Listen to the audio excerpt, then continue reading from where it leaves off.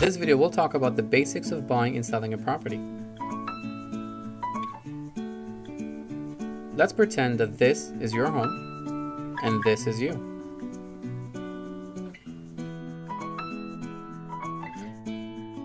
You decide to call a real estate sales representative to help you sell your property.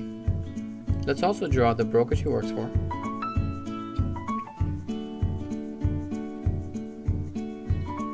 Now, every seller sales rep has a different commission fee agreement with their seller for their services.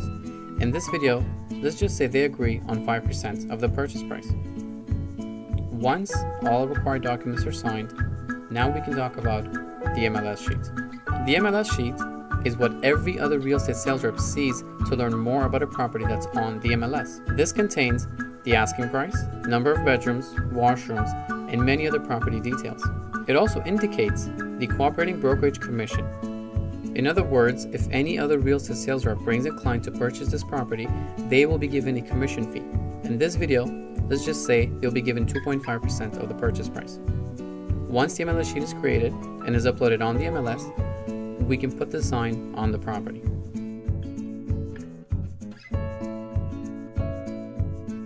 Let's assume we're selling this property for $100,000. Now, after it being on the market for a while and having a good amount of people coming in to see the property, let's say we find our buyer. In this case, he's being represented by a sales representative. Again, let's draw the brokerage she works for. Every buyer sales rep agrees on different commission fee with their buyer. In this video, let's just say they agreed on 2.5% of the purchase price, or they could agree on as per MLS. This means the buyer sales rep is okay with receiving the amount of commission fee being offered on the MLS sheet. The buyer loves the property and tells his sales rep to present an offer.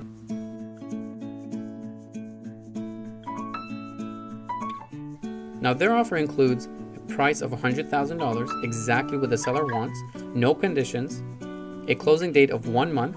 In other words, the buyers are asking for 1 month before the property is closed. I will talk about this later in the video. And within this month, they're giving us $5,000 of the purchase price now as a security deposit.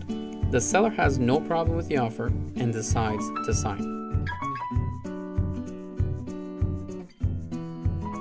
The seller's sales rep now takes the deposit and hands it to his brokerage to be kept in the trust account. Usually the day after the offer is signed, the seller and buyer will contact a lawyer if they already haven't done so.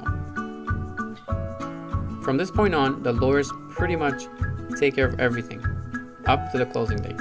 In order to complete this transaction, everything takes place on this day. Let me explain. The buyer will pay the remaining $95,000 plus his lawyer fees and other costs.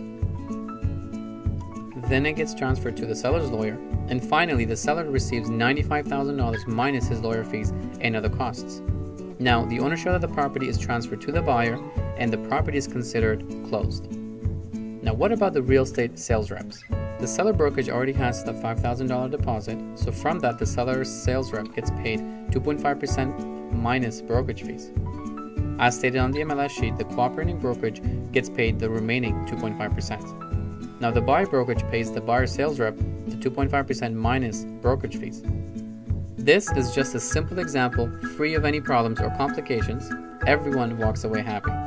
That's the ultimate objective of every real estate sales representative.